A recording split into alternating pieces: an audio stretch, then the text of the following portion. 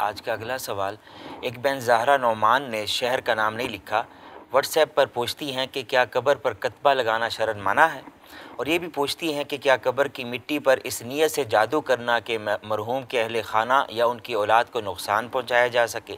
اس بارے میں ہمارا دین اسلام کیا کہتا ہے اور اس سے بچنے کے لیے ہمیں کیا کرنا چاہیے؟ بسم اللہ الرحمن الرحیم۔ آپ کے سوال کے اندر جو پہلا سوال ہے کہ قبر پر کتبہ لگانا کیسا ہے، در مختار کے اندر علامہ شامی علیہ الرحمہ نے اس کو لکھا کہ اگر ضرورت ہو تو قبر پر لکھنے میں کوئی حرج نہیں ہے، اس کی وجہ یہ کہ تاکہ قبر کا اثر محو نہ ہو۔ اگر اس نیت کے ساتھ کسی نے لکھا تو یہ لکھنا شرعاً جائز ہوگا۔ علامہ ابن عابدین شامی علیہ الرحمہ لکھتے ہیں کہ لکھنے کی ممانعت اگرچہ حدیث صحیح سے ثابت ہے، لیکن لکھنے کے ثبوت پر اجماع عملی موجود ہے۔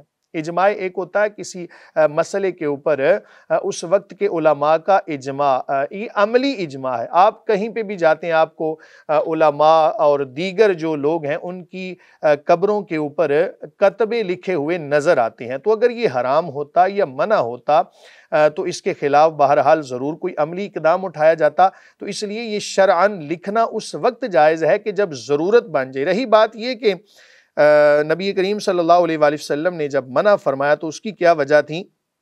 یاد رکھیں کہ نبی کریم صلی اللہ علیہ وآلہ وسلم کا منع کرنا یہ عذر کے بنا ہے۔ اگر عذر بن جائے تو پھر لکھنے میں کوئی شرعی قباحت نہیں ہے۔ اس کو علامہ نووی نے اپنی شرح صحیح مسلم کے اندر بھی اس کو ذکر کیا ہے۔ تو لہٰذا جب ضرورت بن گئی تو اس میں لکھنے میں کوئی قباحت نہیں ہے۔ اس کے بارے میں ایک حدیث مبارکہ بھی ہے کہ حضرت عثمان ابن مظعون رضی اللہ عنہ، ان کا جب وصال ہوا تو نبی کریم صلی اللہ علیہ وآلہ وسلم نے ان کی جو قبر مبارک تھی اس کو کوہان کی طرح بنایا۔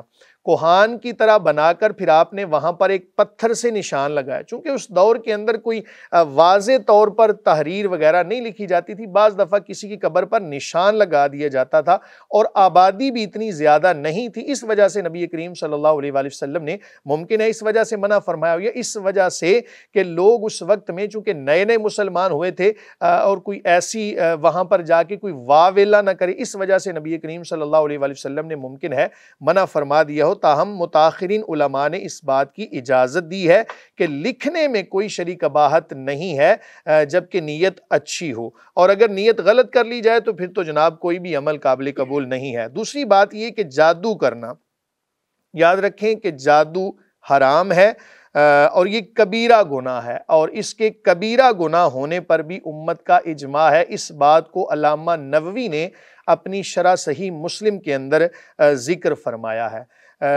قرآن مجید فرقان حمید میں وَاتَّبَعُوا مَا تَتْلُو الشَّيَاطِينُ عَلَىٰ مُلْكِ سُلَيْمَانَ، اس کے یہ جو آیت نازل ہوئی، اس کا مقصد بھی یہ تھا کہ لوگ جادو سیکھا کرتے تھے، اور جادو کا سب سے بڑا جو اثر بیان کیا جاتا ہے زوجین کے مابین لڑائی جھگڑا کروانا، عداوت کروانا، یہ سب سے بڑا اس کا اثر بیان کیا جاتا ہے۔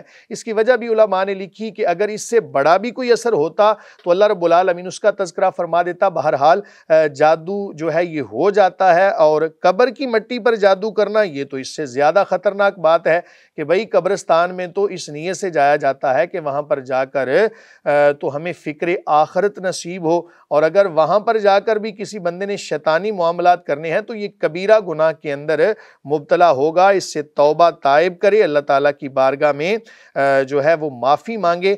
اب رہی بات یہ کہ اس سے بچنے کے لیے کیا کرنا ہے، تو معوذتین، قرآن مجید فرقان حمید میں جو آخری دو صورتیں نازل ہوئی ہیں یہ خاص جادو کے توڑ کے لیے نازل ہوئیں، سورہ فلق اور سورہ ناس۔ اول آخر دروشی پڑھیں، اس نیت کے ساتھ سورہ بقرہ کی تلاوت گھر میں کروائیں، انشاءاللہ العزیز جادو کے اثر سے محفوظ رہیں گے۔ مفتی صاحب، یہ جو بہن نے سوال کیا ہے زہرا نے، مجھے لگ رہا ہے بہت زیادہ رنجیدہ ہیں، ان کی اولاد پہ یا کوئی اثر ہوا ہے یا کسی نے جادو کروایا ہے، تو یہ بہت زیادہ پریشان لگ رہی ہیں۔ آپ اس بارے میں بتائیں کہ قاری صاحب دیکھیں کہ جو بندہ جب پریشان ہوتا ہے نا کسی حوالے سے بھی، مجھے تو سمجھ یہ نہیں آتی عوام کے حوالے سے بھی کہ قبر کی مٹی کے اوپر جادو کرنا، او بھائی جادو تو ویسے ہی غلط ہے، چہ جائے کہ وہ قبر کی مٹی لے کے جناب اور اس کو ایسے معاملات کے اندر استعمال کرے۔ وہ مٹی کے جہاں پر ہر بندے نے جانا ہے، جہاں پر تدفین ہونی ہے، جہاں پر کوئی پوچھنے والا نہیں ہوگا ظاہری طور پر، تو یہ سارے معاملات مد نظر رکھتے ہوئے جناب آپ معوذتین پڑھیں۔ اس کے علاوہ اور بھی وظائف ہوں گے، ان پر عمل کریں مفتی انشاءاللہ۔ صاحب بعض عاملین کے پاس جائیں تو ایسے الفاظ بتاتے ہیں، کہتے ہیں یہ روحانی عمل ہے، حالانکہ نہ وہ قرآن میں ہوتا ہے، نہ حدیث میں ہوتا ہے، نہ کسی بزرگ سے کوئی ایسے الفاظ ثابت ہوتے ہیں، پتہ ہی نہیں ہوتا اس کی اصل کہاں سے ہے۔ تو اصل میں ہوتا وہ جادو ہے یا شیطانی کوئی عمل ہوتا ہے، عوام کو پتہ نہیں ہوتا، وہ کر گزرتے ہیں۔ دیکھیں جب آپ کو یہ اس بات کا یقین ہو گیا نا کہ یہ چیز کوئی قرآنی آیات پر مشتمل نہیں، اور اگر قرآن کو معاذ اللہ کسی نے الٹا لکھا ہوا ہے یا خون سے لکھا ہوا ہے یا کوئی آپ کے بال وغیرہ کوئی لینا چاہ رہا ہے یا پرانے کپڑے کوئی لینا چاہ رہا ہے، تو آپ یہ سمجھ جائیں کہ یہ کوئی شیطانی کام ہے۔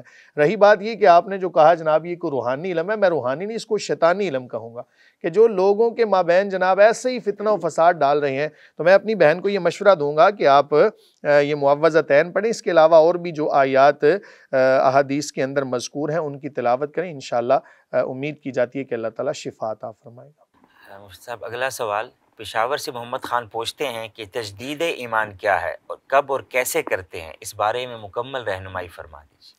بسم اللہ الرحمن الرحیم۔ تجدید ایمان یعنی ایمان کو نئے سرے سے اپنے اندر سمجھ لیں شامل کرنا۔ ایک مسئلہ یاد رکھیں کہ ایمان اور اعمال صالحہ یہ دونوں الگ الگ چیزیں ہیں۔ بعض دفعہ اعمال صالحہ ہوتے ہیں، ایمان نہیں ہوتا، بعض دفعہ ایمان ہوتا ہے، اعمال صالحہ نہیں ہوتے۔ اسی وجہ سے امام اعظم ابو حنیفہ علیہ رحمہ آپ نے لکھا کہ ایمان بسیط ہے، مرکب نہیں ہے، یعنی یہ نہیں کہا جا سکتا کہ اس بندے کا ایمان اس کی نسبت زیادہ ہے۔ ایمان نہ تو کم ہوتا ہے نہ ہی زیادہ۔ جب کسی بندے کے سینے میں ایمان آتا ہے تو وہ ایک ہی جیسا ہوتا ہے۔ اب اس ایمان کے اندر نکھار اعمال صالحہ کی وجہ سے پیدا ہوتا ہے۔